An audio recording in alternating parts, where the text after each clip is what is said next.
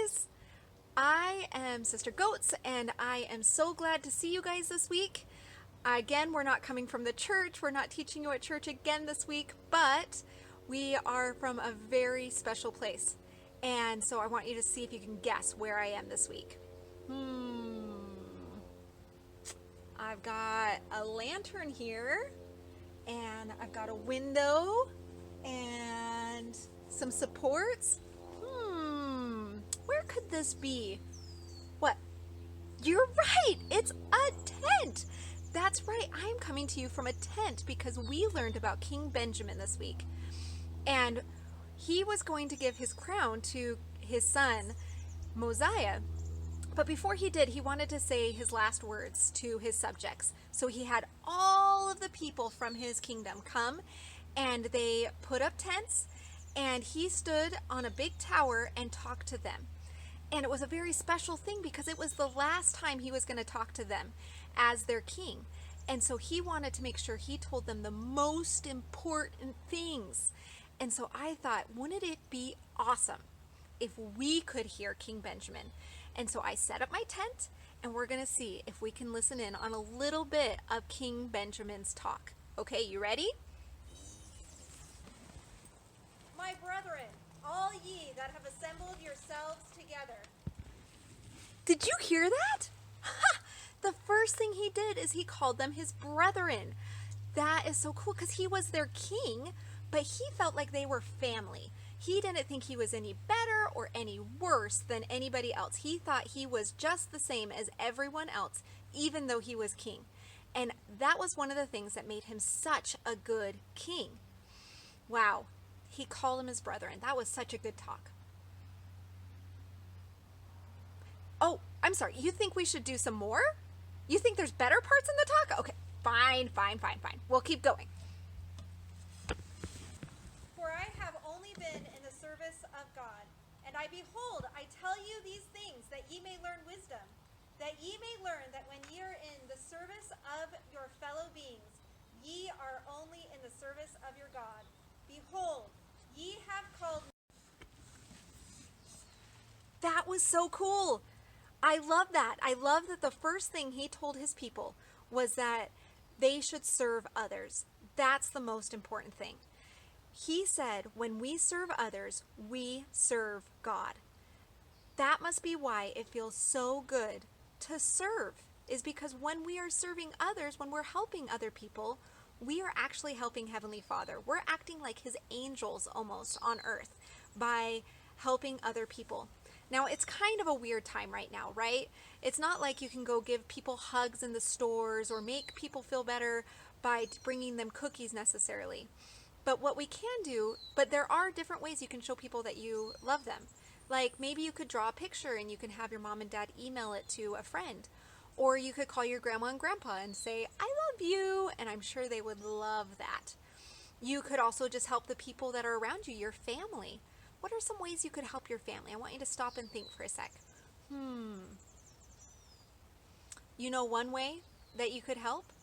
I'm a mom, and I know when my kids do stuff without me even asking, it feels really, really, really good. My friend, he made his mom and dad's bed while his mommy was taking a shower without her even knowing it. She didn't even know who did it. She had to try to find it out. And it was a fun surprise. So that's one way you could serve others. What are some other ways you could serve your family?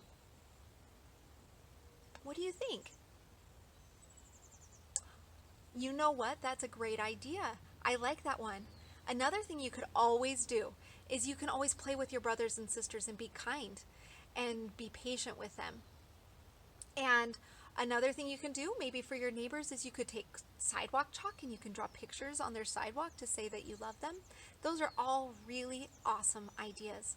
So this week I really want you to think of ways that you could serve others. And I would love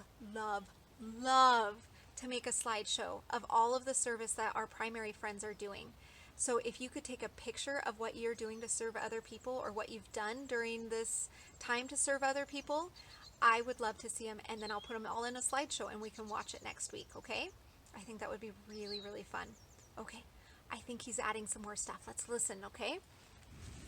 All that he requires of you is to keep his commandments, and he has promised that if ye would keep his commandments, ye should prosper in the land, and he never doth vary from that which he has said.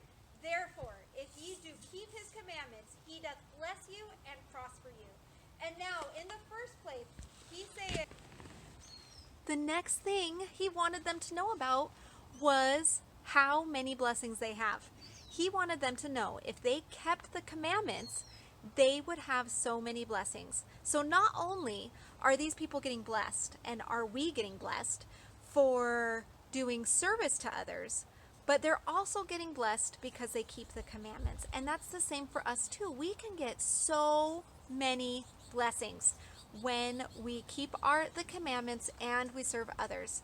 Now, I kind of like to do something. I like to count my blessings. Do you like to do that? It's kind of a fun thing to do because you can keep going forever. Sometimes you can get a list that is long, long, long. So let's see here. Let's see if I can count my blessings. I've got my pen here. I'm going to start counting them. I've got 1, my family, of course. 2, nature. 3, trees. 4, animals. 5, dogs. I love dogs. 6, I love hummingbirds. Don't you love hummingbirds? 36, I love my friends. Friends are so awesome when they do nice things, isn't it? I had a friend draw on my sidewalk. It was so nice. 37, I got new shoes, and I love my new shoes. That's really a cool. 73, I love my bed. I am so grateful I have a home with a nice warm bed. I kind of love sleeping. Let's see here, 74, good books. Oh man, that's gonna get me started on a whole new list. 75, I love Anna Green Gables. 76, I love 78, I love my parents, they're so wonderful. 79, I sure love this tent. It is such a great tent. I've had it for a long time and it's still very sturdy. 8, oh, I'm sorry. Are you guys getting bored with my whole long list? You're probably right. I'll stop now. I'll finish my list later. But isn't it amazing how many blessings we have? Heavenly Father really does bless us so much. And it actually does remind me of one of my favorite songs. It's Count Your Many Blessings. Do you know that song? I'm just going to read you the words so that we can talk about them a little bit. But when you get a chance, you should totally listen to it. It's one of my favorites. It says, when upon life's billows you are tempest tossed. Do you know what that means? It means when you're feeling like that. Do you ever feel like that? Let me see you guys do that. Whenever you are feeling kind of a little bit crazy, when you are discouraged, thinking all is lost, count your many blessings, name them one by one, and it will surprise you what the Lord has done. And it will. It will totally surprise you what Heavenly Father has already done for you. Sometimes it's easy to think that we don't have what we want, but when you really list what we need and you start listing all of the wonderful blessings you have, you will be so surprised. Okay, let's go back to King Benjamin and see what he's teaching now. It's an abomination of his people, and he shall be called Jesus Christ, the Son of God, the Father of heaven and earth, the creator of all things from the beginning, and his mother shall be called Mary. Did you hear that? So the very next thing that King Benjamin wanted to teach his people about was Jesus Christ, and that Jesus Christ is the only way back to our Heavenly Father. Isn't that neat? You learned all about Jesus Christ last week with Sister Wilson. She taught you about the resurrection and about the atonement and how important Jesus Christ is.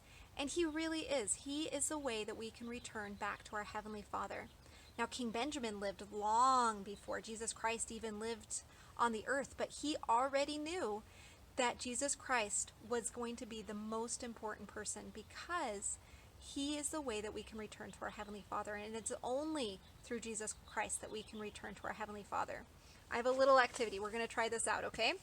So I have a little map here. Let's see if you guys can see it. You see where heaven is? Way up here? Can you guys see which path is the right path to Heavenly Father? Do you see it? Is it this one? Whoop. Not that one. Let's try this one.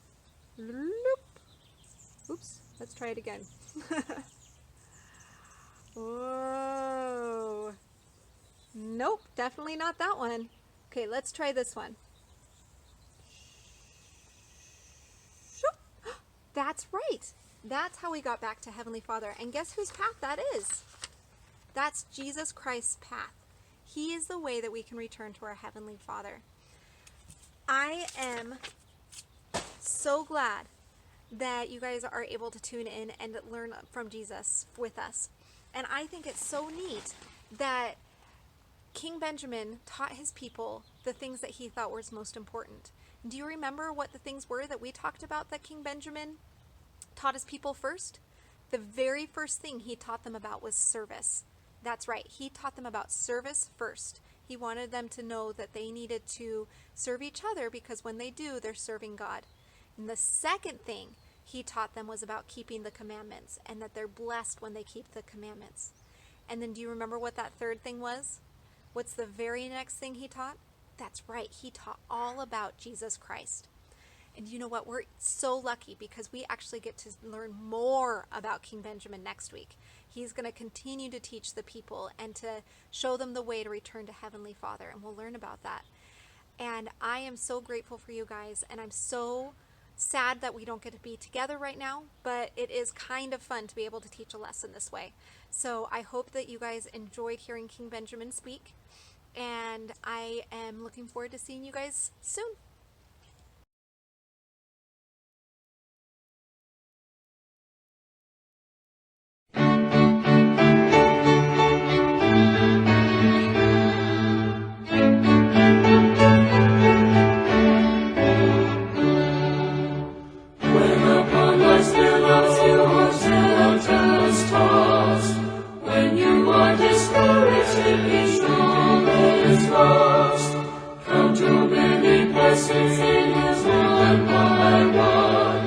And it will surprise you